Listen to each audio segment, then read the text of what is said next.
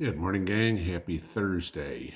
So, a couple of things to talk about in this morning's video that I want you guys just to pay attention to.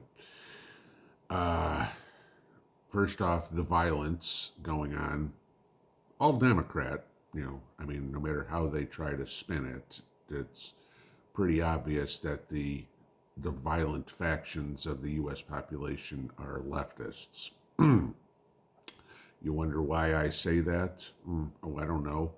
We could take a look at yesterday and General Don Bolduc in New Hampshire, who's the senatorial candidate, who's now beating Maggie Hassan, thank God, was attacked on his way into yesterday's debate.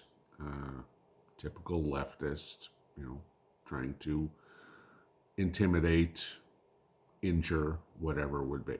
Okay. But remember, Democrats are the peaceful ones, because please, again, name me one conservative voter who's attacked a Democrat politician. You can't, but I can give you a litany of Democrats that have attacked Republicans. That's not the only one. In Illinois yesterday, you had a man call in death threats to Darren Bailey, who's the gubernatorial candidate running against J.B. Pritzker, saying, "I'm going to skin you alive and feed your family to you." Okay. Yeah, that sounds like another guy who's off his meds. Oh, and he'd be, guess what? A Democrat. The reason I say this, guys, as we get closer and closer and closer to this election, especially when it comes to election day, when you are going to the polls, make sure you go in a group, okay? Take your husband, take your wife, take your kids, take somebody with you. Somebody so there's protection, because the leftists are out there and they're going to do whatever they can to intimidate, injure, whatever, to keep people from voting, to keep people from getting elected. If you live in a highly conservative area, maybe not so much. Maybe not so much of an issue.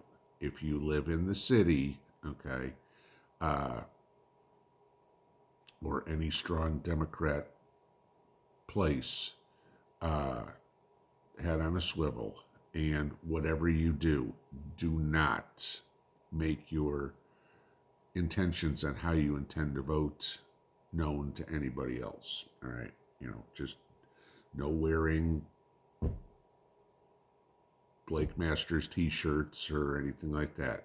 Just go in, do your thing, get back in the car, and beat feet and get out of there. So that's the first one.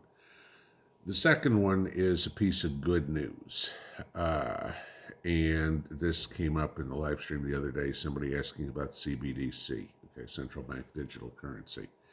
And I know there was all the talk a couple of months back, oh, on December 3rd, we're going to CBDC. Okay. No, we're not. Okay. Told you that a long time ago, not going to happen. And like I said in the live stream the other day, take a look at the fiasco that Great Britain and Australia have right now, trying to change the currency from having a picture of Queen Elizabeth on it to King Charles. That's just to change a picture on a piece of paper. Can you imagine trying to change the entire currency? Not going to happen. Okay. Again, like I brought up the other day, where are those Harriet Tubman $20 bills that we were promised years ago? Okay. Still haven't seen those. Have you? All right. It doesn't happen overnight. It doesn't happen in months. But CBDC is, again, falling flat on its face. And this is a good thing, right? I mean, because, again, you got to remember what CBDC is. It's only another form of fiat currency, just in digital form as opposed in paper form. Okay? And not that we don't all use debit cards and digital currency, if you will, anyway. But your dollars aren't able to be controlled on how you spend them by the government. They don't expire et cetera, et cetera, et cetera, like CBDC does. All right. Well, last year, Nigeria, and yes, no, I'm not talking about some Nigerian prince email scam or whatever it is, actually rolled out a CBDC, the e-Naira. Okay. And the countries around the world were watching how this went over, how the people accepted it, et cetera, et cetera, et cetera. And to say it was a colossal failure so far is an understatement, okay, which is good. The people of Nigeria are not trading in their Nigerian paper Naira for e-Naira, okay? According to a report, less than 1 in 200 people have used the e-Naira in any sort of transaction, which is a good thing, all right? This goes back to what I said before.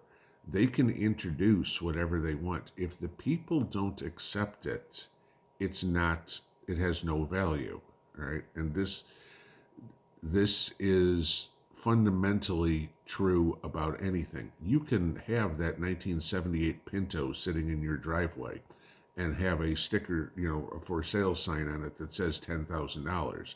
If nobody gives you $10,000 for it, it ain't worth $10,000. Okay, it's the same as any CBDC.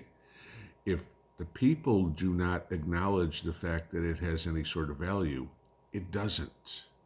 The only reason currencies of the world have any value is because it's been accepted by the people that it does. Again, you take a look at the dollar. We haven't been backed by precious metals or whatever in 50 years.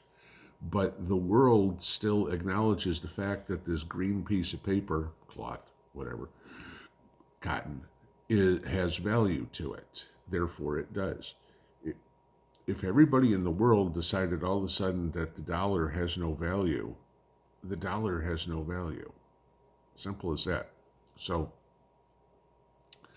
for all those people that are worried about us going to CBDC, don't worry. It's not coming, okay? Maybe somewhere down the line, years and years and years and years and years from now, yes. Next month, no, okay? Come Christmas, you can still put that $5 bill in Jimmy's stocking and it'll still have $5 worth of value. What $5 will buy for Jimmy, who knows, but we can thank the potato in charge for that. Okay. But as for worrying that all of a sudden your money's going to be no good, you got bigger worries about your money being no good because it being ate up by inflation than your money being converted to ones and zeros. So that's just a piece of good news this morning, guys. Have a good Thursday. We'll see. If anything happens today, I'll be back. If it's another quiet day, I'll get some sleep. See y'all. Pinball out.